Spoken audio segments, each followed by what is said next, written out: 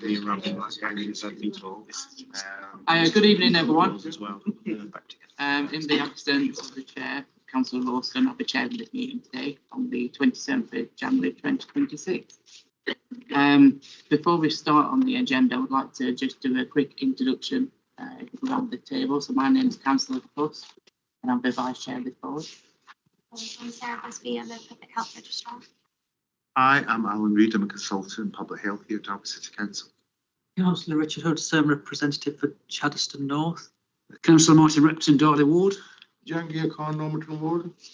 Tom Lashby, Abbey Ward. Dr. Dominic Round, I'm a consultant neuropsychologist in stroke. I'm Alison Lawton, I'm the Clinical Service Manager for Stroke and Neurology in Derbyshire Community Health Services. Hello, I'm Scott Webster, the Assistant Director of Programme Management, Design Quality Assurance at Derby and Derbyshire ICB. Beth Fletcher, I'm an Engagement Manager in the ICB. Yeah, thank you everyone for the introduction. Item 1 on the agenda, we've got apologies. So we've got apologies from Councillor Ralston and Councillor Lonsdale. That's correct. Any more apologies? Could I just ask, there's a young man next to Lindsay that we don't recognise. Yeah. Would you like to introduce himself? Yeah. Yeah, I'm Oliver Backhouse and I'm here on work experience. Thank you. Sorry. Late items, no late items from the chair. Declarations of interest. Anyone put forward any declaration of interest? Nope. Minutes of the meeting held on the 11th of November 2025. Sorry. Can we take the minutes as? Yes.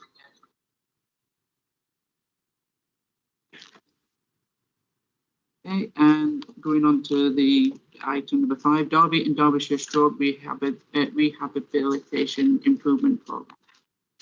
Who will be? So I've got some slides as well to share, just to summarise the paper as well, and I'll bring in Alison and Don at the areas where they can speak about their areas of expertise to talk more about the improvement plan as well. So if I just share the slides.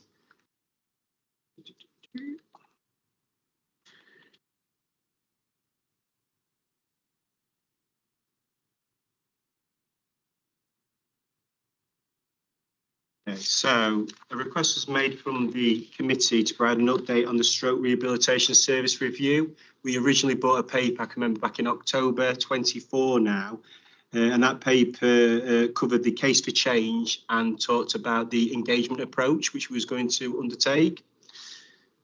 So this is just a bit of a background to that original paper. So community stroke rehabilitation services across the county and city are at capacity, increasing patient demand and limited resource, with little or no provision of early supported discharge in some areas, namely High Peak, where there's currently no provision of ESSD. There was also a benchmarking piece of work done by the East Midlands Integrated Stroke Delivery Network, who benchmarked services against national guidance. And then there was the following recommendations provided. So to review the Commission of Stroke Service across Derbyshire, improve access for all stroke patients, and to address the key integrated community stroke service, which is the national guidance, recommended service gaps.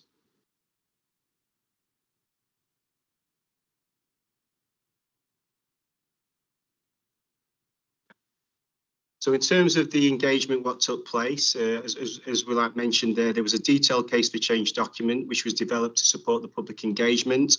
And there was a comprehensive public engagement programme which was led by the ICB's engagement team. That took place between September and November 2024. There was 5 face-to-face events that took place against Derby City, the county and Glossop, including online events, surveys, and there was also some web presence as well where you could see the documentation which had been provided.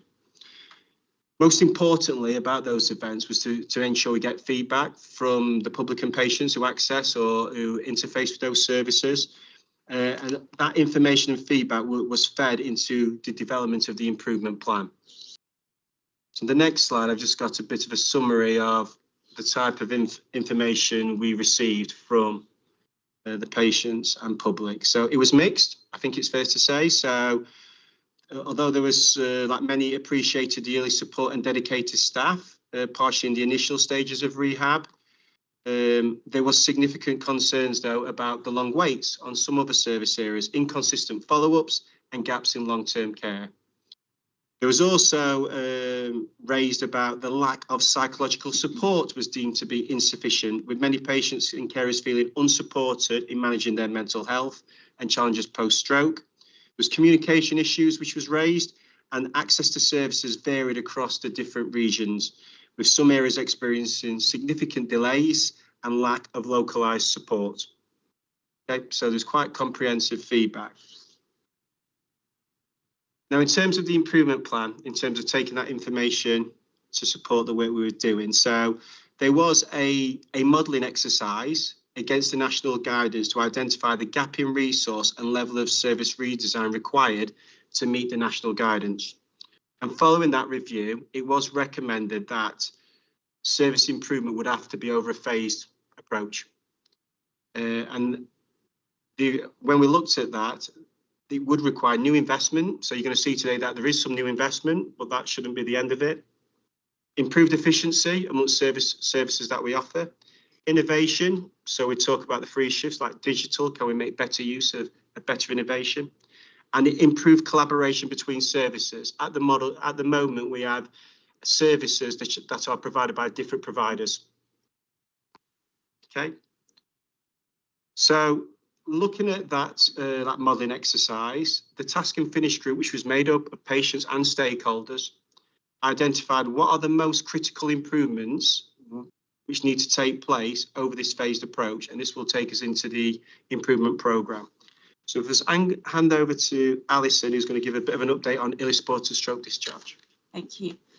So as Scott said, currently there is no provision of early supported stroke discharge in the High Peak. We do have services in Derby City, we have services in South Derbyshire and Dales, and we have services in Amber Valley and Erewash.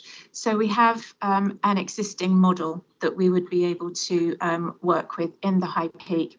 So the funding has been identified to start a brand new service in the High Peak, which we anticipate will lead to timelier discharges from hospital. What we're aware of at the moment is that the services that would discharge patients into the High Peak area quite possibly hold on to them in the acute setting longer than they would if there were services available.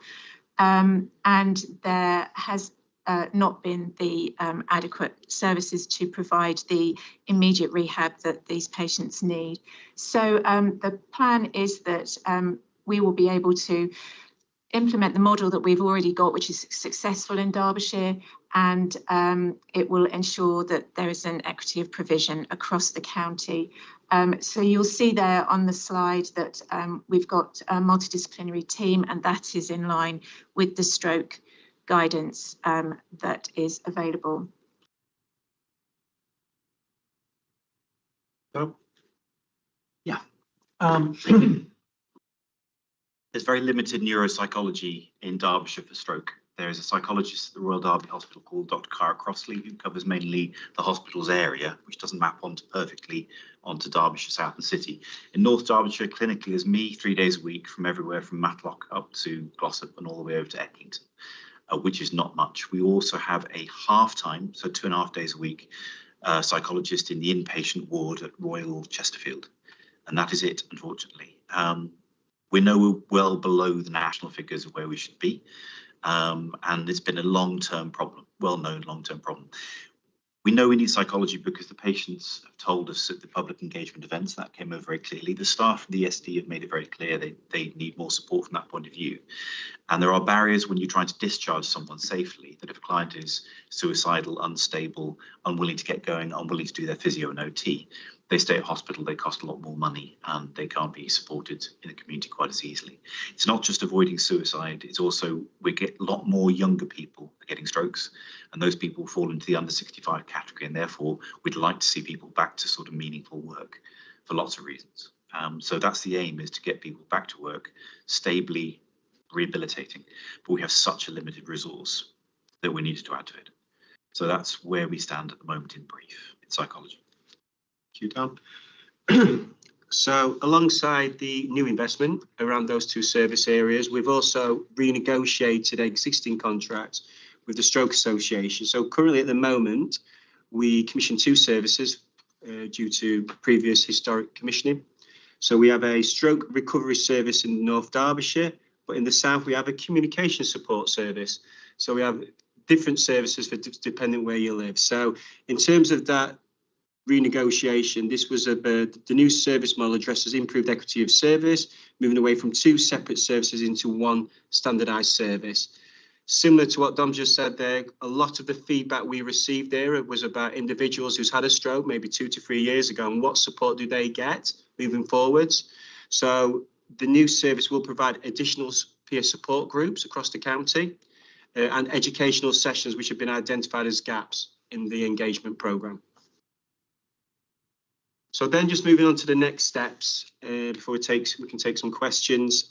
So these service improvements we are talking about will commence in the next financial year.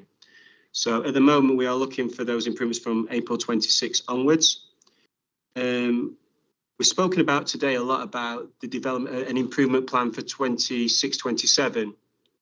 There will need to be an improvement plan for 27-28 and 28-29 to move towards the national model. So the next steps will be, yes, let's work on what we're doing this year, but we need to develop a phased improvement plan, working closely with our providers to move to a fully integrated community stroke service model. And we'll also work alongside the Stroke Association with their new service offer to integrate the new service delivery model into the stroke rehabilitation pathway. So that's in terms of next steps. And they're just some contact numbers. So Joanne's not here today, but she's been the project lead from the ICB. Who can provide more information. Thank you. Thank you for the presentation and for the report. Open up for questions.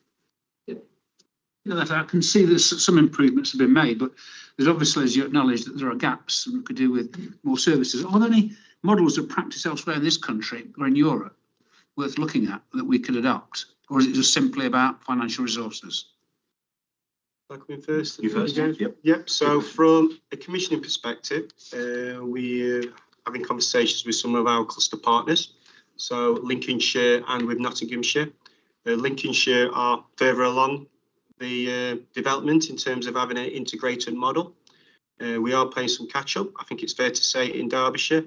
But we all have different, I could say, gaps which we need to work on.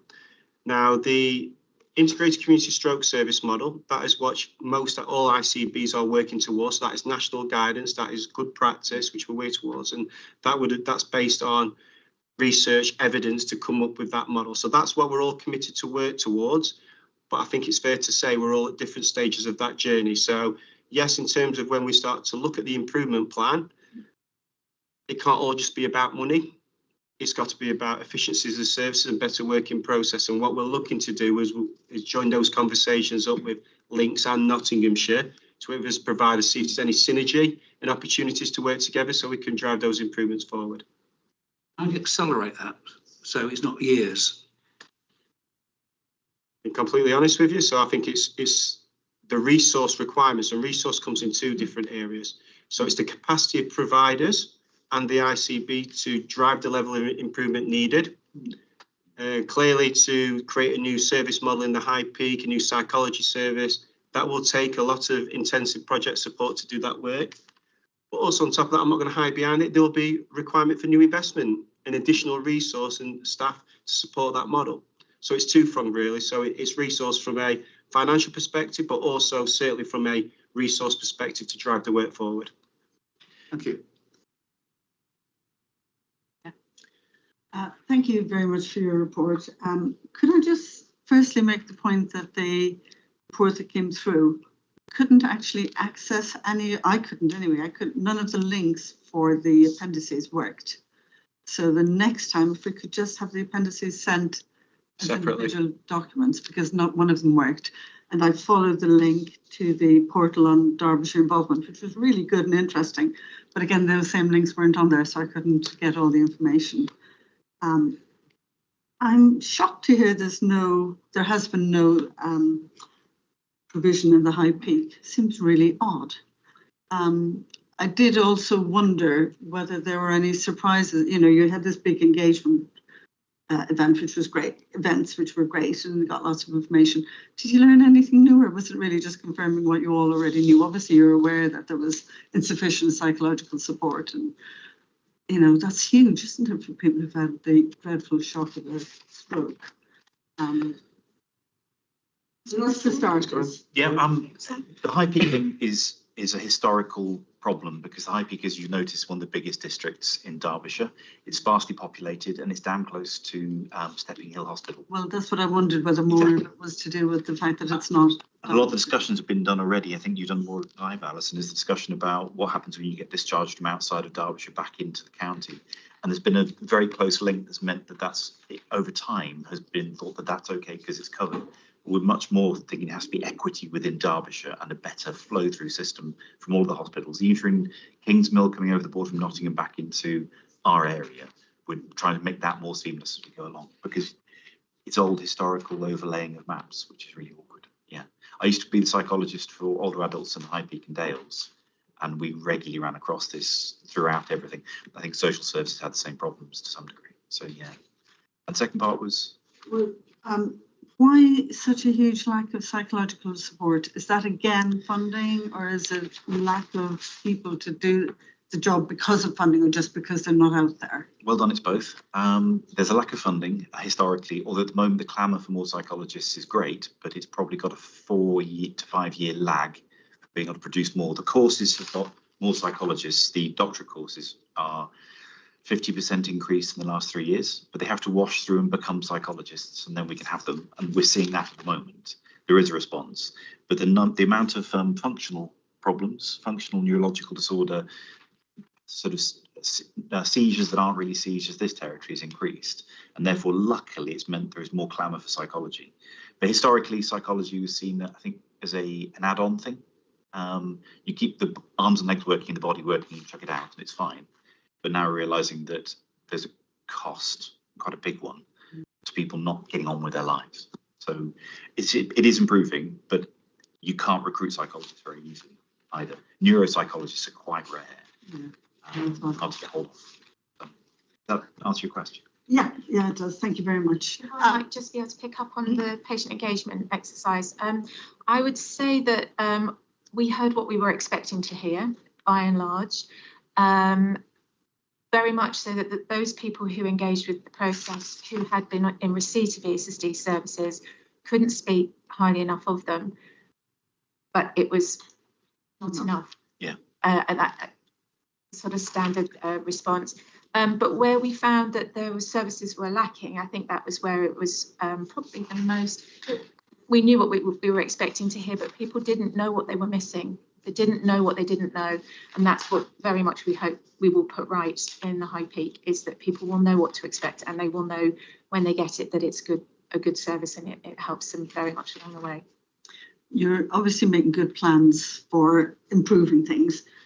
I don't think I saw in the documents anywhere where you're planning to review and monitor your progress against your good plans, but I trust that you will be. So we're quite lucky on the stroke pathway that there is a national audit. So it's called SNAP data. I can tell you what the acronym is, so I'm sure what it is, but there's national key performance indicators, which enables us to benchmark, not only from provider to provider, but also from county to county. So yes, so there will be like data which will be like monitoring to see the improvements. Thank you. Thank you for the presentation. In the presentation, we were given a staff mix of FTE and equivalent. What numbers of service users for that staff mix we've seen there are we actually talking about?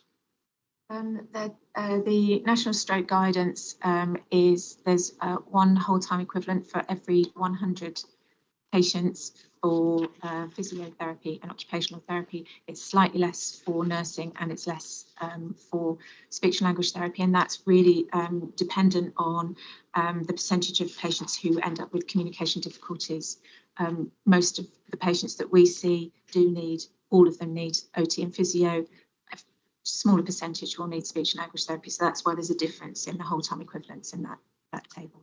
And are the numbers over time fairly predictable to actually guess anyway, We like a have correlation We've between the studied two the numbers? numbers and we've studied the numbers in the last few years, but we have also been very much aware that there is a predicted increase in stroke incidence.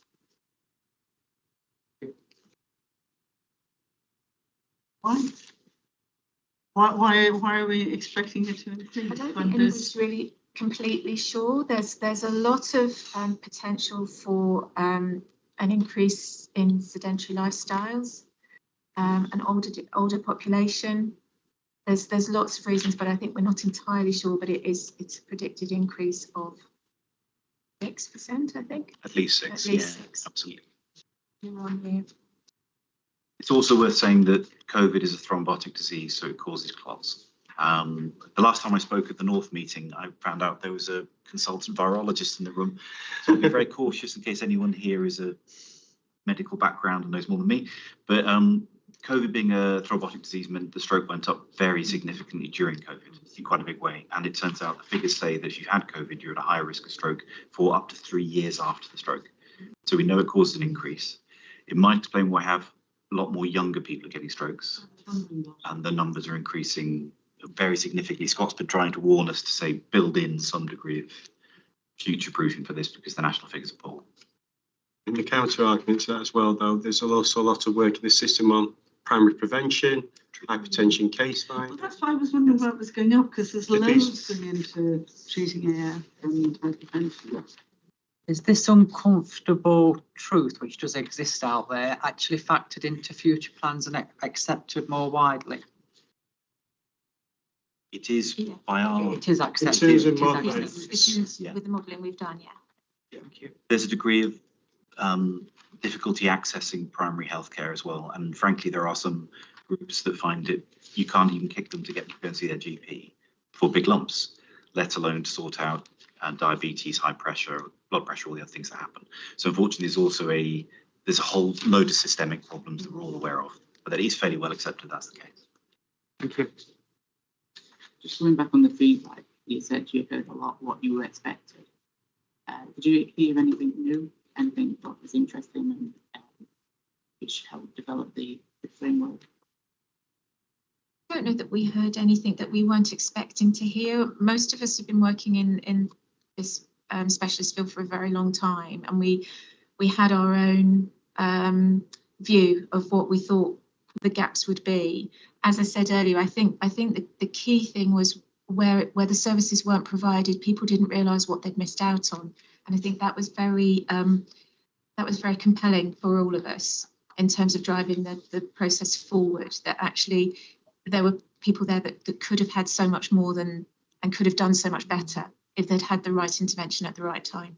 I think it's good from an engagement point of view. Obviously, I'm not a stroke rehab specialist in any means, but from the engagement point of view, to see the engagement be then turned into improvements and being able to actually be able to feed that back to the public that this is what you said and this is what's happened because of it. You mentioned about engagement, patient engagement, public engagement and stakeholders. So the stakeholders, who are the stakeholders? We've got a number of trusts all involved. I'm from Derbyshire Healthcare NHS Trust. There's DCHS, there's Chesterfield Royal Hospital, partly UHDB and the ICB. In the past, what used to happen, as you're probably aware, is that silo healthcare, we all competed with each other as trusts. And at the moment, it's been a bit startling for me that this is working so well because I'm used to silo healthcare where we competed. My job is paid for by Derbyshire Healthcare. The inpatient job is paid for very kindly by Chesterfield Royal Hospital, and Scott is finding monies to make this other post happen in early stroke discharge. So it requires all of us to come together and then include the Stroke Association charity group and any other people who can assist in that way. So it turns out there's actually quite a lot of people to wrangle in the meetings and get working together. But from my point of view, I've been quite impressed by how well everyone is working together. There was a really deep commitment across the pathway from every provider that actually services were not where they should be. Yeah. So we have a large group, which actually will be meeting next week, but we've had a smaller group to drive things forward since we've moved into the position that we're in now, where we're developing the ESSD service. But as soon as we have that up and running, the larger group will sort of kick back into action to start thinking about those innovations and that continuing development work that we would need to do in order to create an integrated pathway. And during the development of the engagement as well, we worked together with those key stakeholders to develop the engagement approach to make sure it was a kind of appropriate, and we were targeting people in a way that suited them, including patient and public partners were recruited. And one thing that was flagged was around communication needs. So we worked with a speech and language therapist to make sure all the documentation was in an aphasia-friendly format as well for people. Any further questions? Moving on to recommendations. Anyone want to put a recommendation forward? Or should we just check the presentation if you wanted? I think we want them to come back onto this board again in the near future and see the new model and the national targets and how well they're met, and are we there or are we still behind on that? So yeah. I think it would be really important just to be very clear in this meeting, if that's all right, is that what we are able to achieve with what we have right now is a small improvement in a part of the pathway. So we have got much more work to do, and it would be very helpful to be able to share that. Yeah, definitely.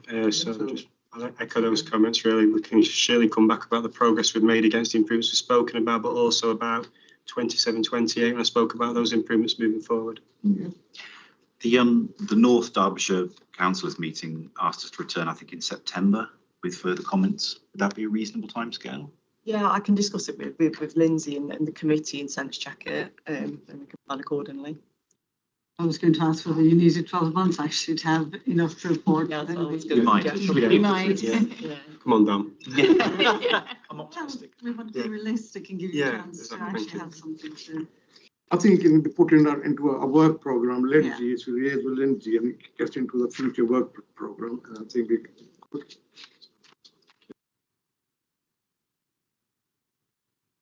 So if everyone's happy, we'll put that into the work programme, review this again later on the year, or within 12 months. And then we can have a look at the progress and see if there's any measurable outcomes and judge the success, if that's okay. Thank you. Yeah. Thank you. Thank you.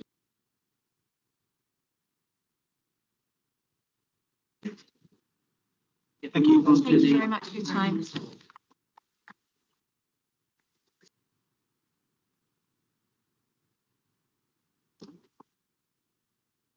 Yeah. Okay, moving on to Derby and Derbyshire oral health strategy. Yeah. So I've already introduced myself, but I'm Sarah. I'm a public health registrar, and I'm currently working across Derbyshire County Council and also the University of Nottingham. In this particular capacity, I was responsible for coordinating the oral health strategy. Do try to use that term coordinating, because as I'll share a bit more about it, you'll see it's very much been a collaborative effort across a number of different organisations. I'm hoping everyone's got a copy of the strategy and also our summary strategy on the page. If you've had a chance to look through it, you will know there's quite a breadth of information there, and in the interest of time, I can't go into the details of that. Very happy to take questions at the end, of course. So this will be some of the key points of the strategy, more than that detail. Okay, thank you. I just wanted to start by giving everybody a little bit of context as to why we thought it was really important that we had an oral health strategy locally. This is a Health Watch report that was essentially, I think, really eloquently describes some of the issues that people face when we're talking about oral health, how devastating they are, and also how significantly they impact our daily basic functions. So I'll read it out. It says, since lockdown ended, I've been trying to find a dentist accepting new NHS patients. Unfortunately, no result. Since then, the condition of my teeth has deteriorated rapidly. 4 of my teeth are cracked, flush with the gums, with further holes visible to the naked eye, bleeding gums and recurring jaw pain that prevents me from functioning normally. I have to blend most of my meals because I can't chew them. And for us in developing this strategy, the first step was to take a step back and think a little bit about how does a person end up in such a difficult and desperate situation. And the answer to that is that there are a number of reasons. there are a number of influences on our oral health, and you can look at this diagram in more detail in the strategy. But what it does show is that actually our oral health is not just dependent on our individual actions, although, for example, cleaning our teeth is really important. There are also wider societal factors, political and economic factors that also impact our oral health. I wanted to include this diagram here for two main reasons. The first reason is that you'll see from some of the examples that actually things that are good for oral health are good for physical health, mental health and well-being. And an example of that is reduction or avoidance of tobacco, alcohol, substance use and high sugar diets. The second point is that for one organisation to be trying to address all of these issues would be really difficult. It would be very complicated. And that is why not only did we feel like we needed an oral health strategy, but also a system strategy which worked across all the key partners in oral health locally. So that's what we did. Here are some of the key organisations that were involved in developing the strategy. And they were involved in every stage of the development of this strategy. They were very integral to the process. This gives you a bit of an idea about how we went about developing the strategy. We started towards the end of October 2024 with our planning phase. We then moved on to gathering information from a whole host of different sources, including a recent oral health needs assessment, which I believe was presented to this group, and also a number of Health Watch community insights, so public comments on oral health issues. We then looked at all of this information and together developed our strategy, which you've got today. And we're now in phase 4. So we launched our strategy towards the end of 2025, so last year, at a big stakeholder meeting. And at that discussion, at that meeting, we held roundtable discussions, really trying to drill down our specific action plan. And that's the first of our next steps to finalise our action plan. We're also in the process of finalising and formalising our strategic oversight, and we're hoping to share the strategy as widely as possible. We want people to know that we're taking oral health seriously and we're trying to do something to improve the situation for everybody. This is our proposed strategic oversight. So we have an oversight group in the middle who will be responsible for looking at the strategy as a whole. And then at the bottom are some examples of groups and organisations that will be doing some of those specific actions. And then we also wanted a layer of accountability. So it's been already presented to the primary care subgroup at the ICB. And we'll also be looking to present it at the Derby and Derbyshire Health and Wellbeing boards in the coming months as well. So that's a bit of background. Just to move on to the strategy itself. So our overall vision is to improve oral health in Derby and Derbyshire and reduce inequalities in oral health. You can see from the summary diagram that we have our 5 areas of focus in the middle, labelled 1 to 5, and I'll talk about those in a moment. We've also got 5 cross-cutting themes around the outside, and those are adopting a life course approach. So there's a very heavy focus on children's oral health. Whilst that's very important, we also want to not neglect other stages of the life course, which have different risk and protective factors. We want to focus on reducing oral health inequalities, focus on making sure that our actions are driven by evidence. We contribute to that evidence with good evaluation. We want to improve oral health literacy. And by health literacy, I'm referring to an individual's skills and abilities to understand their health and also navigate the oral health system of support. And then again, that systems collaboration. So these are our cross-cutting themes. We're thinking about them in all our areas of focus. So moving on to our areas of focus specifically, the first one is access. So by access, we're talking about people getting to the right support and services that they need to for oral health issues. Sure, not a surprise to anyone in the room. This is a widely publicised issue nationally, and also a big concern for professionals and the public locally, being able to get to a dentist. Under each of our areas of focus, we have our 5 steps. So our 5 steps to improving our systems approach to access include setting a minimum standard for commissioning of dental services within each neighbourhood and ensuring that we commission to that minimum standard. but also recognising that there are some areas where we might need to commission above that minimum standard, some priority areas. But we also want to look outside of those standard dental services that you might see on the high street, your general primary care dentistry, to understand the need for different services, including specialist services we don't have locally. We also have some specific recommendations around increasing the capacity of the services that we have currently. Our next area of focus is prevention of oral health issues. We want to look at our current commissioning and funding of oral health prevention initiatives, making sure that we're delivering evidence-based prevention to the right people. We want to increase the reach of our prevention work through connecting with different settings, water fluoridation, and also really cementing that training offer to our health and social care staff. We also want to focus on some of those social and environmental factors, such as improving the food environment, for example. Our next area of focus is supporting the dental workforce. So we want to formalise our engagement work with the dental workforce. We want to ensure that they have a representation across our systems, discussions and meetings, use workforce engagement to shape initiatives aimed at retention and recruitment of dental staff. And we also want to practically support them, so ensuring that they all have access to the right occupational health services, for example. Fourthly, integration of oral health and general health. This really comes down to that, what I was speaking about at the beginning of the presentation.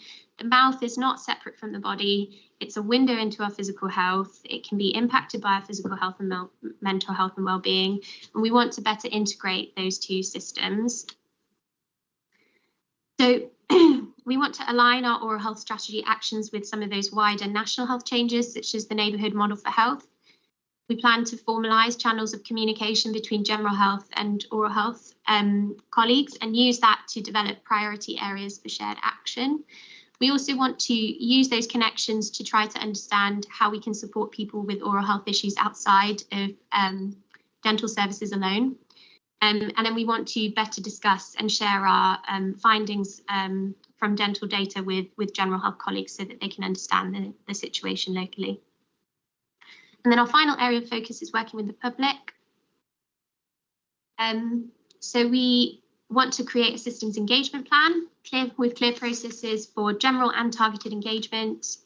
We want to really foster a two-way conversation with the public and use that to feed back to them after engagement work, but also work with them to understand how best to share oral health information with them and how best to address some of those issues around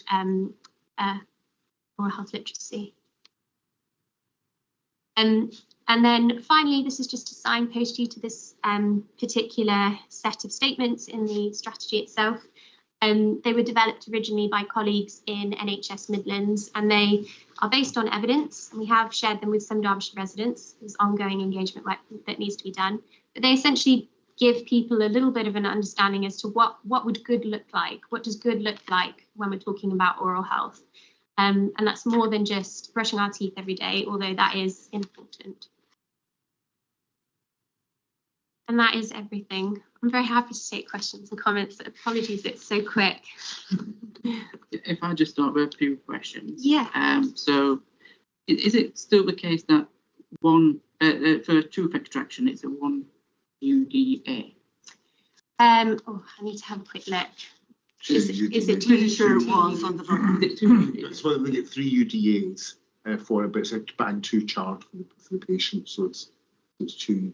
It's 2, and then a root canal is how many UDAs? It's changed recently. All right, on the paperwork that came through, I think it was 5. It might be different. It still seems disproportionate, in my opinion, because an extraction is a quick job, whereas a root canal is a lot lengthier and requires multiple visits. Mm-hmm. So, in my opinion, if this isn't reformed and changed, I can see patients might suffer because the dentist might could potentially go for the easier option just to build up the UDAs and have a quick, especially when you're talking about access. The dentist, if they go for the tooth extraction, will be able to turn around patients a lot quicker. Mm-hmm. So is there not a push for this type of issues and problems when you're trying to turn around a lot more patients? Yeah, thank you. It's such a good question. I think when we're talking about improving the oral health system, it's important to think a little bit about what we can practically do locally, and then what are more national issues that we have little control of, other than advocacy and support. And that isn't saying that we shouldn't advocate and support our dental workforce in advocating for the right amount of UDAs per patient. I think our strategy can't focus on everything, and what we're trying to do is try to change the things that we can control. So if you're talking about, for example, you're talking about patients not being seen appropriately according to their issues, there are a few things that we're doing to try to mitigate that in the strategy. So public engagement is a huge part of our strategy. It is a whole area of focus, because we know at the moment that actually we don't talk to the public about anything to do with oral health, really. We don't engage with them about our services. We don't ask them, you know, what issues are they having when they go. A lot of our dental data really is about the UDAs, the sort of the numbers, I suppose, around it. So whilst we can advocate and support for things like that in the system, it's difficult for us to change it, I suppose. Just going back to a local level then, Yeah. If somebody has an issue with the visit, what they just recently had with a dentist, for example. Yeah. A lot of time the issue is all between the patient and the dentist. Mm-hmm. But is there another body what they can go to? So it's so for example, you're more aware of these problems and if there's any hotspots and stuff like that. Yeah, at the moment, Healthwatch do a really good job of collating some of these concerns and comments. And I have read every single Healthwatch comment that has come through on oral health over the last 3 years in preparation for this strategy. So we do care and we do want to look at that. And Healthwatch have a very active presence, don't they? And in all the oral health meetings that we have, they do bring and advocate for things that people tell them. There are changes with how Healthwatch is going to be funded, I appreciate, recently. So that might change, but at the moment, that's the avenue that we would hear about it. And so Healthwatch. And is there a big push to push it out there so people know that they can go to Healthwatch? Is that on social media or on any advertisement? It's an interesting question. I mean, Healthwatch obviously do their own publicity. But what I would say is that, again, this comes down to a little bit of the engagement work, because we hear a lot of comments around access, for example, but we don't hear a lot of comments around barriers to getting to access. We just hear a lot of comments around people not being able to get to a dentist, rather than some of the specific details below that. So I think there is general publicity for Healthwatch, but we need to be doing more targeted engagement to work out how we can get those more underserved communities information from them better through avenues such as Healthwatch or different avenues altogether. But that's part of our systems engagement plan. The work has started on that, but yeah, it'll be a slow process. Yeah, thank you for that. Sorry, Councillor Repton. Right, thank you. Yeah, just looking at some of these figures here, interesting. When we look at the accessibility to dentists, 2019, 35% of people in Derby had access to a dentist. 3 years later, this is down to 26%. Yeah. I just wonder what the figure is now for 2025. Are we seeing a further deterioration? Because when we also look at these figures, I see in Derby, 1/3 of all adults have tooth decay and 10% of the population are in pain, which is obviously not acceptable to anybody. I can remember when we discussed dentistry I think about 2 or 3 years ago, we're looking at similar figures then. There seems to have been a deterioration, no improvement. Also, I raised at that time, and most people around the room were shocked about the lack of fluoridation in the water. And we did ask officers to take away the concerns of this committee about looking again at fluoridation. I know that Kennedy in the United States is very much against this, as he is against jabs, etc. But I think it's something we seriously need to look at, because one of the things that we can do is prevent tooth decay by getting fluoride into our water. And I think those of us like myself, and I think there's many of us around, we ought to be championing this campaign. Now, I raised this 2 years ago, and I wonder what the health authority has done to try to lead that campaign. So for me, looking at it, I think it's great. It's very simple. What we need to do is train more dentists, employ more dentists, put fluoride in the water, and make sure right from nursery, primary school and education and senior school, there's good advice at the school and at home about good oral health. If we employ more dentists, we train more dentists, we put fluoride in the water, and we make sure the message gets out to parents from a very early age about good oral health care, then these figures, instead of going down, would go up. Hopefully we're all in agreement to that. It's about how we set about it. Thank you, Chair. Would you like to respond? Or? I'd just like to say that all of those points are covered in the strategy, so I hope it, I mean, you know, advocacy and support for. Are we pushing for fluoridation of the water supplies? Advocacy. Are we talking to Severn Trent?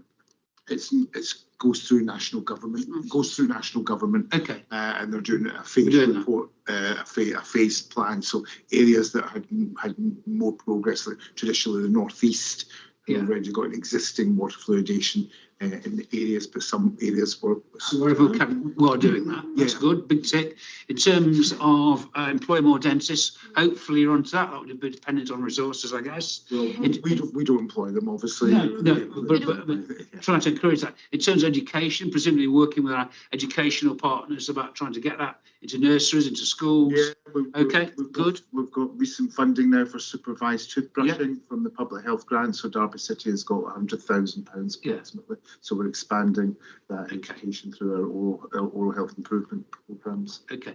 You'd expect local representatives to be asking these questions, wouldn't you, really? Yeah. Okay, thank you. Thank you very much. Councillor Ashby. Thank you. Thank you for the report, and thank you for the papers you sent through. They were really very comprehensive and very interesting, but also a little bit horrifying. I mean, that quote that you read at the beginning makes us sound like a third world country. Yeah. And it really feels like we've gone so far backwards in dental care.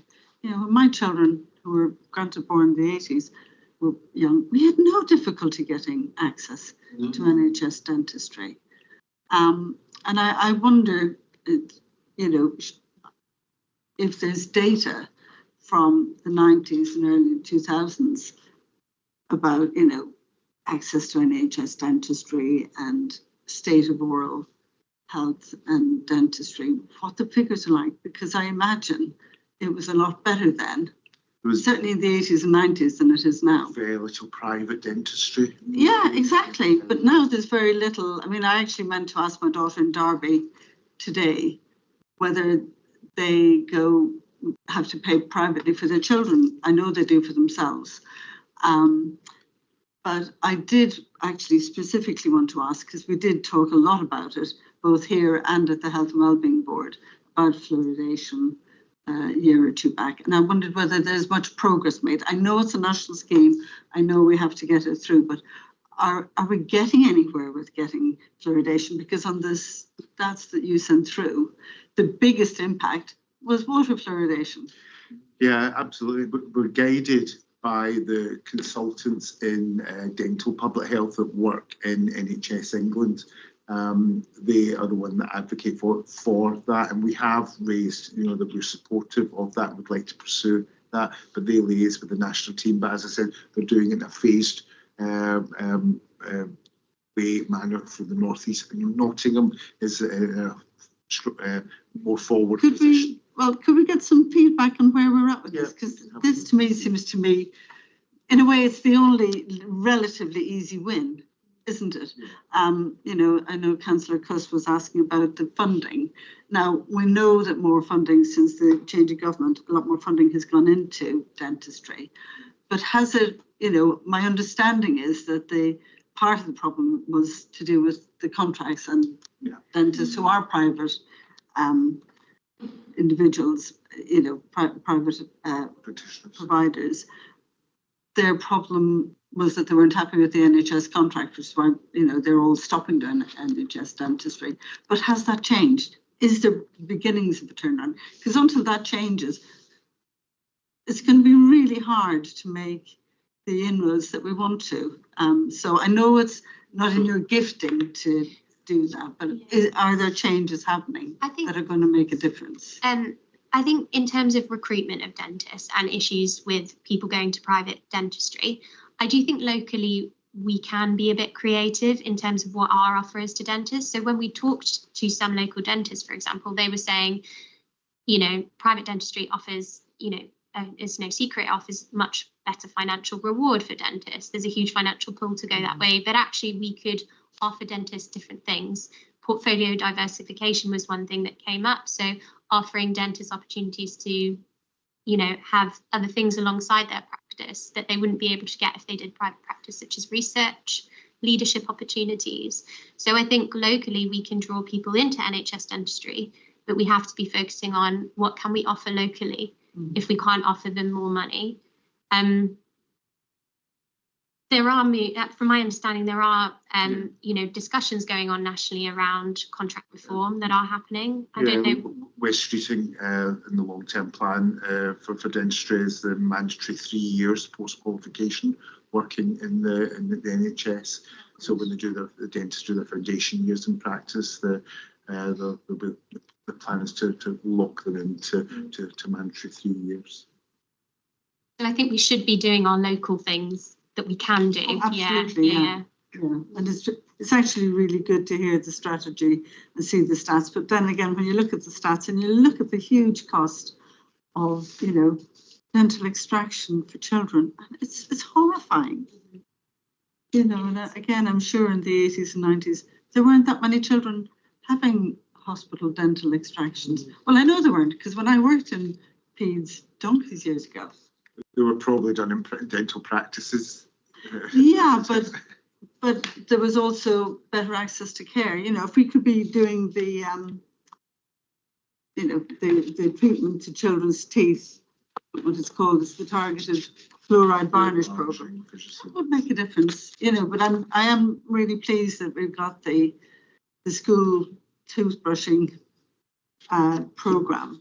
But I just wonder whether there's more funding could go into, you know, having like dental nurses going into schools, because, you know, kids come home and tell parents, this is what we've been told, don't they? And, you know, there's clearly a lack of good, just dental, mouth, oral care, toothwashing. I mean, I accidentally almost, I wasn't doing it because of tonight, but listening to a podcast about toothbrushing, I was really shocked to hear an adult say, oh, I only brush my teeth once a day. And you think, why? Well, I was thinking, why? Yeah. And you just think the stuff that you expect to be common knowledge that isn't. Yeah, absolutely. And I think, again, locally, we can be a bit more creative in how we're doing that, because we have offered, you know, oral health education in early years settings and, you know, school settings as well. But actually, there's also benefit for us to increase the reach of that a little bit. So we've started working with care homes, for example, and that's beneficial because if you train care home workers to take care of care home residents' teeth, that's very beneficial for them, obviously, but it's also beneficial for the workers because then they understand how to take care of their teeth. Similarly, if we're looking at the adult population, adults have children. It all trickles down, the information and the habits, targeting major employers like the NHS. We've looked at possibly options of doing that as well in preparation for the strategy. So again, I think we can be quite a bit more creative in how we're doing that as well. Maybe a bit more engagement with the older, you know, with the the teenage, the secondary schools, because then you're catching them, hopefully most of them before they have families. Yeah, and there's a really interesting piece of work going on locally at the moment where they're co-designing like an oral health campaign with students from a local college to try to develop a campaign that's more relevant and speaks to students who are in that adolescent age. Because you're right, they're going into adulthood. We need to help them to transition to taking care of their own teeth. And helping people to understand the link between dental care, oral care, and, you know, preventing heart disease and strokes and things. Absolutely. It was such a knock-on effect. Thank you very much. Thank you for your presentation. Yeah, I used to work in the psychiatric setting, and I know that the oral health of a lot of people in psychiatric settings was poor. I just wondered what work we are doing, if at all, in hospitals, both psychiatric hospitals and units, and also general hospitals, where as part of the actual assessments we actually do ask and we do encourage patients in a setting about regular cleaning, about oral health, etc. Yeah, it's something that we've looked into in developing this strategy. A couple of years ago, there was big national campaigns, Mouthcare Matters, to try to get NHS hospitals to be looking at and assessing people's oral health. That campaign's come to an end now, but there are individuals working in, for example, Derbyshire Children's Hospital.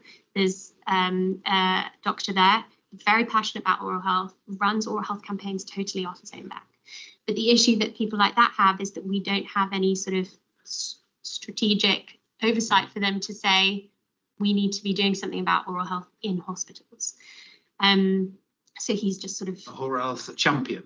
Yeah, exactly. But maybe if we establish and ask them to actually nominate somebody who's got an interest or a passion, and then it's giving them regular sort of input and help, perhaps, or advice. Yeah, absolutely. And so I've while I've been working on the strategy, I've been working with this person, trying to link him into some of the high level sort of strategic parts of the hospital, I suppose. But we've also spoken to done some initial conversations with people who provide like wellbeing support for the staff, trying to get the staff to think a little bit more about oral health. And that is another avenue that we could go down with our action plan that we're making, to try to get staff to, because if they're taking better care of their oral health, they'll then be thinking about it for the patients that are coming across. So yeah, I mean, and certainly, you know, hospitals, major employers, lots of people go to them. It's important for us to be thinking about them. Thank you very much. Thank you. Any further questions? My hand up.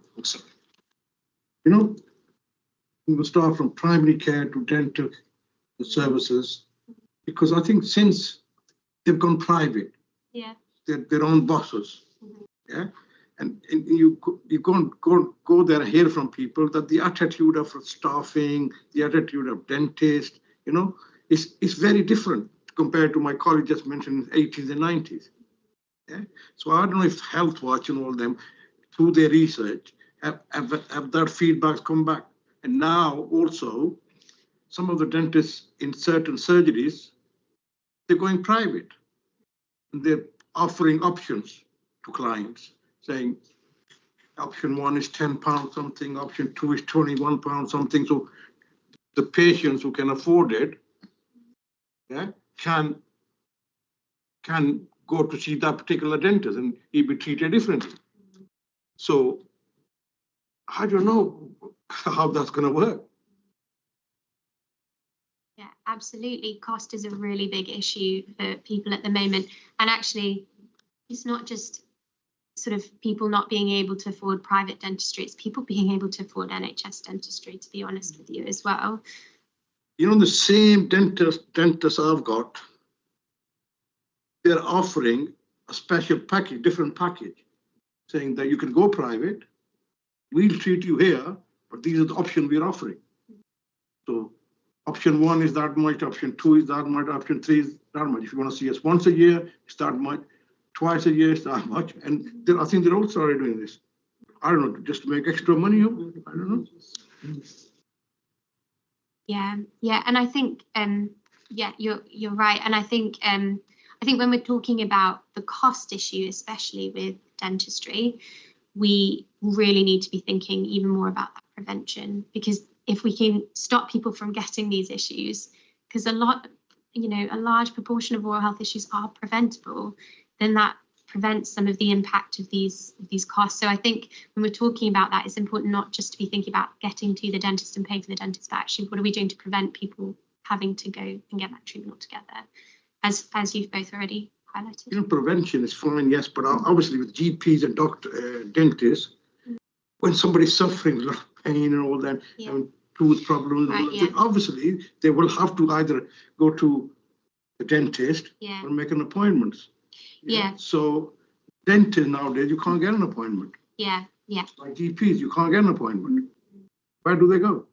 Yeah, one of the things we've written in our 5 steps for integrating oral health and general health is to tried to see if there are other ways and other settings people can get help for dental health issues that don't involve going to the dentist. As you've spoken about specifically dental pain, you know, possibly going to a community pharmacy for dental pain or something. But those, I can't give you specifics about what we're going to do there, because first of all, we need to connect with the general health and community health colleagues about how we could feasibly do that. But yeah, I think part of it would be offering people other options as well, I suppose. Any further questions? You got a good question? Oh no, okay. Then moving on to the recommendation, I think it's worth bringing this back within 12 months like we did with the previous one, just to monitor progress and the feedback what we had from the committee in 12 months time. Everyone happy with that? Yeah. And I think you mentioned something about working with the pharmacies and all that. How are you, or is that going on, working with them, or is that because the pharmacy is open till 11 at night? So if that service, obviously, it's cost there also for them. If something's offered to pharmacies and all that, and then pharmacies can work in partnership, why not?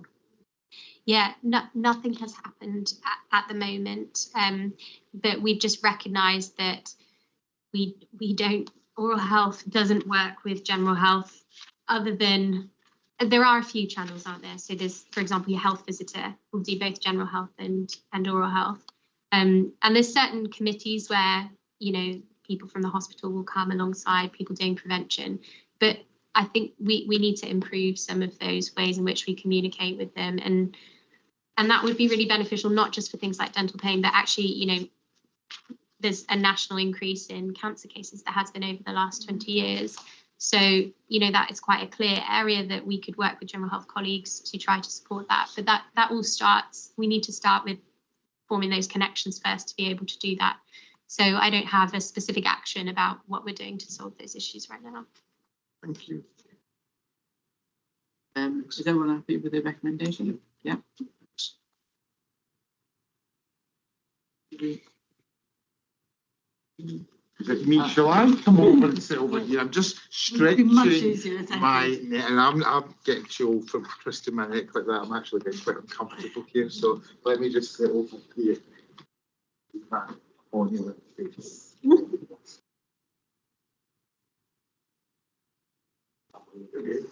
There we are. There's me.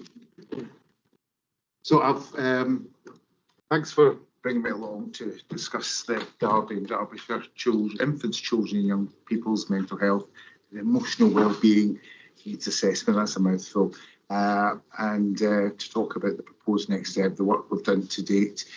So I've not got a presentation, I'm just going to talk to you about, I've given you the bundle there of a briefing paper, the cover paper and the summary slides that we produced. It's quite a large piece of work. It came in a lot, there's a lot to say about children and young people's mental health. So over the next quarter of an hour, I'll explain why the needs assessment was commissioned, and the wider context in which it sits in, how we structured the work, and how we engaged, what the principal findings were with the focus on Derby City, because of course we did it Derby City and County, and then thinking about the practical non-prescriptive action plan and the proposed governance approach that we suggest partners we wish to consider. So why we carried out this work, you may remember at the end of 2023, there was some media interest on the BBC East Midlands about children's mental health in Derby. If that rings a bell with there was. And that really started off thinking about children's mental health. And obviously we've got the impacts of COVID pandemic and interrupting schooling, reducing in-person social interaction for children, disrupted routines. And we know, I think it's well recognised that they've all had a consequence for children and young people's emotional well-being. So stakeholders in schools here in Derby City, they were reporting increasing in childhood anxiety, reduced resilience following the periods of lockdown and school absence that was sort of lingering on.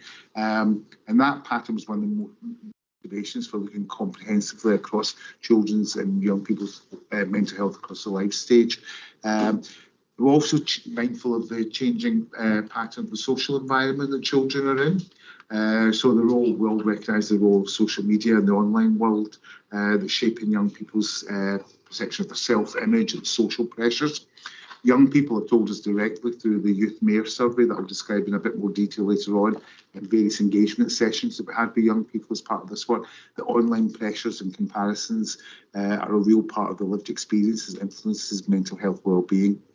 Another rationale for doing this work was national trends and local service pressures suggested it was timely to review how prevention and early health and specialist services are aligned so partners can plan together rather than working in separate silos. We recognise from doing this work there's a lot of great assets in Derby City in terms of children's mental health, perhaps actually in response to post-COVID and social media, but we got a sense from doing the work that it was perhaps could be better integrated. So in terms of the structure, we decided to structure the needs assessment around 4 key life stages. So infants and very young people aged 0 to 4, primary school children aged 5 to 11, secondary school 12 to 17, and then older young children and adolescents 18 to 25. And we did that because the needs and the service interfaces and the effective interventions differ across those life stages. And that life stage approach helps to make the recommendations more actionable at a lower level, a local level, we thought, and align the services where the transitions between those stages matter the most. So alongside the life stage chapters, we produced a set of cross-cutting or meta themes around prevention and early help, workforce development, just like in the oral health strategy, transitions and continuity, equity, inclusion, and then thinking about how the governance could be improved to tighten up that, and also the use of data and lived experience to inform commissioning. And those meta themes, combination themes, were woven through the entire action plan that we've proposed here. Engagement was central to this. So at the end of September last year, we held a systems stakeholder workshop that was really well attended by commissioners, NHS providers, education leaders, family hubs, voluntary sector came along.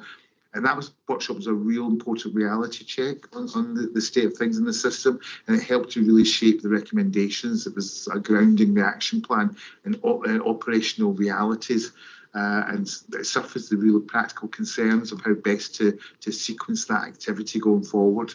I mentioned the involvement of the Deputy Youth Mayor and the Youth Mayor and the Deputy Youth Mayor, Miriam and India. We supported them to do quite a wide-ranging survey of their peers and bring the young person's view directly into the needs assessment. So over 80 young people contributed to the Youth Mayor survey, and that gave us a really vivid insight into what matters most to children and young people. It was timely, local, non-judgmental support, clear access routes, concerns about exam pressure, social media, of course, and those voices and getting the voice of the youth were really central to shaping the plan. So in terms of the key findings at system level, and with a bit of Derby City detail, bearing in mind it was a city and county piece of work that we did with our county colleagues. So broadly, the needs assessment highlighted 2 connected patterns. First of all, the early years is really critical prevention window, and that parent-infant relationship and perinatal well-being has a lasting influence on children's emotional development. So that if there's going to be problems in mental health, it's early interventions where it starts, and can be prevented. Second, that we saw a steady need arising with age, and it becomes more complex in adolescence. So anxiety, self-harm, eating disorders are reported much more in the secondary age group, age of children, and that mirrors national patterns. So Derby isn't an outlier by any means, it just matches national patterns, but the assessment gives us a local lens on which to focus our resources on. So it's a bit more Derby-specific focus points. In the early years, Derby City benefits from a well-established family hub network, and a committed health visiting service is a real strength and asset. They form a platform for prevention as well, these services, and stakeholders perceived opportunities for further alignment between maternity, health visiting and early help, so parent and infant relationship support can be more consistent across the city, particularly in areas of highest deprivation. In our primary school age children, aged 5 to 11, many Derby City primary schools are engaged with emotional wellbeing activities with a whole school approach. Some schools have a whole school practice in place. And we identified a real strength around the Year 6 transition package in local practice that stakeholders considered a really useful exemplar for supporting pupils before they move on to secondary school. What we did find, though, in that age group, there's a variation across schools and capacity and the consistency of that personal, social, health, education delivery. And partners saw a scope to consider a more structured support for schools and to implement a more consistent whole school approach, importantly with a quality assurance function that probably isn't very robust at the moment. With secondary school children aged 12 to 17, this Derby mirrors the national adolescent trend, with stakeholders reporting, as I said, that rising emotional distress and anxiety amongst adolescents post-pandemic period. Schools were noting higher demand, especially around exam-related stress, social pressures of social media we talked about, and partners described an increasing number of young people who needed early, low-intensity support to prevent escalation of mental health issues. And they raised the importance of having clear pathways with school-based support into targeted services where that's needed. And finally, young adults, the older adults, older children rather, adolescents 18 to 25.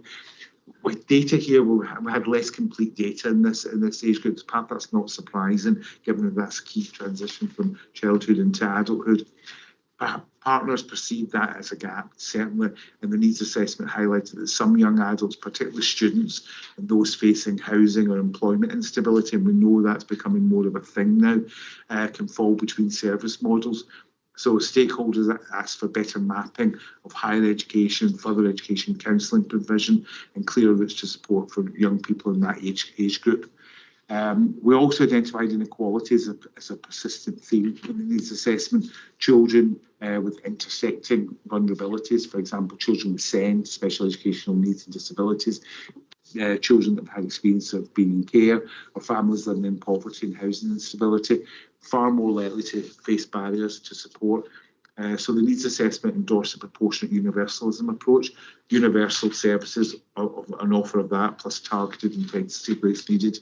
I just want to emphasise again the positives that came out of doing the work. You know, there's a lot of assets happening in the city, and it was really great to see we've got committed partners, active family hubs, engaged schools, and a really involved voluntary sector that are providing support around to children and young people around mental health and emotional well-being. The Youth Mayor initiative is a really strong example of getting that meaningful youth engagement that we can really build on. Data intelligence and service use, there were some challenges and implications for that. One of the practical themes that came through in the stakeholders' discussion was the need for better integrated intelligence. So local authorities, we've got strong education and population data, but our access to consistent NHS mental health operational data was really difficult, particularly around the CAMS referral times, waiting times, outcomes, and trying to assess any inequalities and inequities around that. It was variable, not necessarily a criticism, it's really a development opportunity. And I think our health partners are really committed to looking at that. Improving data sharing, analytical capacity within the ICB, working alongside public health analysts as well. It's a real priority in the action plan because we know that better intelligence will sharpen that targeting and support evaluation, reduce inequalities and commissioning more effective. And our health partners really want to understand the inequities in the commissioning services, but trying to get that data sharing between local authority and health partners is really, like, pardon the pun, with previous pulling teeth, really, really, really difficult. So our proposed action plan, trying to make it pragmatic and very invitational, recognising there's a lot of players in the mental health arena. So we propose intentionally non-prescriptive. We're asking partners to consider a sequence set of enabling actions and to co-design delivery locally and to align investment where it's most needed. So short-term actions in the first 12 months. We were suggesting, first of all, initially, convening a 0 to 25-year-old, that age group that was focused in the needs assessment, establishing a system-wide children, young persons, mental health and emotional wellbeing oversight and delivery group, perhaps co-chaired by the ICB and the new cluster locally within Derby and Derbyshire and local authority leadership to provide that shared strategic oversight. Also commissioning a whole school approach support and importantly that quality assurance function to help it be more consistently delivered, evidence-informed wellbeing practice. Initiating CAMS and wider children and young people's mental health data integration, as we talked about, into a shared population health management dashboard, so hotspots and inequalities can be better understood. Undertaking trauma training, audit, planning initial rollout of targeted training and reflective supervision, and developing an options appraisal for parent-infant relationship provision within Derby City, having a pilot to scope and strengthen early attachment focused support. In the longer, so that's the initial sort of 12 months we're thinking about. Longer term actions would be around upscaling the whole school approach across primary and secondary settings, expanding the mental health support team coverage and on-site counselling where it's needed, embedding name transitions, coordinator roles to support CAMS to adult transitions, and piloting youth-friendly access models for older children 18 to 25, for example, evening clinics, campus-based offers in further education setting, a digital-first pathway linked to employment and housing support. Throughout, the emphasis is definitely on working in partnership that we've developed through doing this work, testing pilots, evaluating impact, and scaling up what works.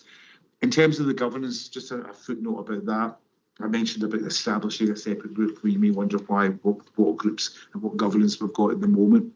A lot of the issues we found cross organisational boundaries, and there's a jointly chaired oversight and delivery group we felt offers a practical forum for partners to agree shared priorities. Now, in the ICB, there's a mental health delivery board, and I think it's been recognised that it's had a very operational function. And I think with the model of ICBs merging together, I think the intention going forward is to have a more strategic partner focus group. So that's a route that we're really going to exploit to take this work forward over the next year.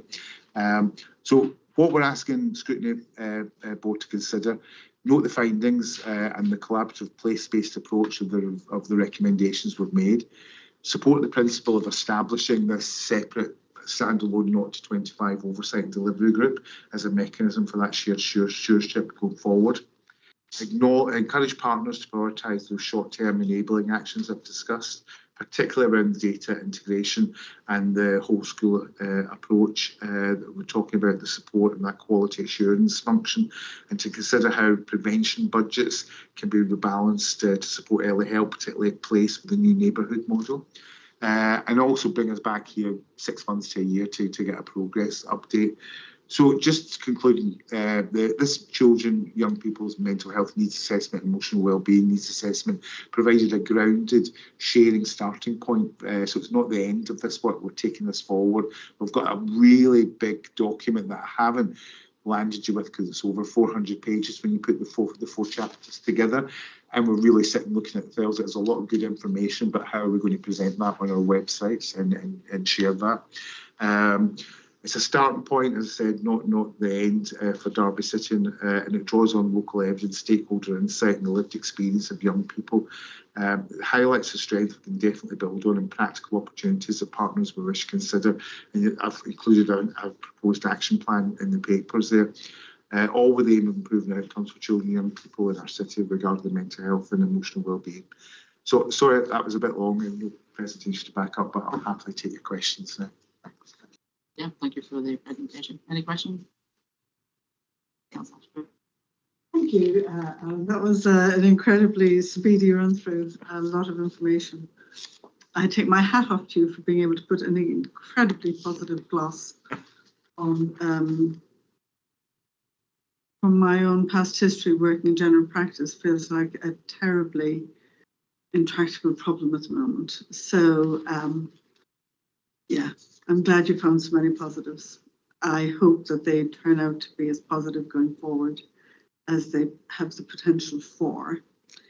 I'm intrigued to know what the whole school approach means. Who's actually going to give the support through the whole school approach? Is this supposed to be teachers doing yet more with less? I'm appalled that you haven't got the information about referrals to CAMS, given that in general practice we have been tearing our hair out of the long delays with referrals to CAMS for years. So to sit here and have to tell us that you don't have the data is, given that this is a health and wellbeing scrutiny and comes under ICB, I'm appalled utterly. We've got the essential data, but to try and drill into it with any meaningful look into inequalities of that, some of the basic things like the protected characteristics were not gathered. So there's some real gaps there that we felt we need to address going forward. There's north and south cams, and they collect their data completely differently, which just complicates things even further. So it's definitely an area to look at. In all this strategy, is any more funding or resources going into CAMS? Because that historically has been a huge problem. There is never enough CAMS resource. And we're sitting here, you're telling us about the increased need on this wonderful presentation you sent through. You know, we read that something like 1 in 10 children under primary school age will have mental health problems, the beginnings of them that are going to develop, and all sorts. And, you know, all the strategies in the world, it's a bit like many years ago, I remember somebody saying to me, you know, you can do the best budgeting in the world, but if you don't actually have enough money coming in, you'll never make ends meet. And it feels a bit like that to me. This is wonderful, but actually, is there going to be more funding to really help and support the more resource in all the different areas, not just CAMS, obviously, but everything? Because without resource, how on earth is anything going to improve? I mean, I think the levers we draw in there are the new neighbourhood health model. And as I said, the recommendations we've made to health partners have been invitational to consider how they can increase funding or funds that. Obviously, your needs assessment from a public health perspective really to that early intervention prevention route. Of course, that's always going to be the public health focus on that to try and prevent these problems there. Yeah. But it doesn't negate the fact that we have a higher level of need now than perhaps post-COVID and the impacts of social media. And again, it brings us back to that whole school approach of how we can reconfigure. Teachers were really engaged in this and really gave us a view. But they can't do it all themselves. That's what I'm really concerned about, the whole school approach. Yeah, so we need that mental health support team within there and delivery within. So that's what whole school approach means. And better delivery and integration and health visiting in the voluntary sector and that. So, and I think given the fact we're a compact city with a lot of great assets, that really came through in the work. But health visiting has been pared away to almost nothing. There's so little real on-the-ground health visiting support these days. Yes, what's there, they do a fantastic job, but again, that's another scarcity. So unless these things are being built up again, how can they deliver? We really led, I mean, as much, I mean, we produced, you know, the data, and I think real strength in these assessment was really doing a really in-depth literature review of what the protective factors, what the risk factors are for mental health and emotional well-being, what protects and builds resilience. And I think the system partners really welcomed that. And I think it helps them to shape, because a lot of this lies in their gift, you know, the ICB commissioning, the voluntary sector, but it's really, it helps to shape their thinking. So certainly those recommendations invites partners to consider these things and how they can pull on the levers that they've got within their control for that going forward. So, any further questions? Just a quick question for myself. One on the presentation, presentation. So there's currently no actual baseline data for children's mental health up to the school age. Is that something then now collating to you be able to formulate a better plan and have a good trend? Yeah, definitely. I mean, data was an issue from this right from the start, you know. And when I say issue, you know, we worked through as best we can, but it wasn't ideal. And we reflected that back to the system, not just NHS data or CAMS data, but you know, there was a particularly gap around the older adolescents. So we identified where we felt that data was lacking. We identified that, pulled it out, and we're reflecting that back to system partners to take action. So, that's one of the key bits of recommendations for the first year, is to really improve those data flows. So yeah, it's a key action. Any further questions? Any additional recommendations? 2.1, 2.2, and 2.3? We're all in agreement with the recommendation. Thank you very much. Thanks for your time. Thank you. Item 8, work programme refresh.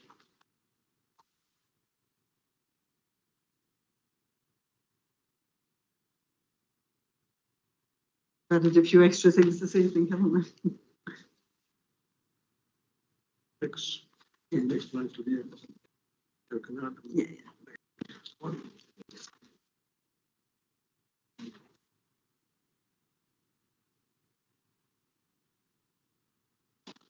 I think we should keep the work programme as it is. We've got 4 key items in the next meeting already. Everyone agree? Okay, that concludes the meeting, so thank you everyone for attending.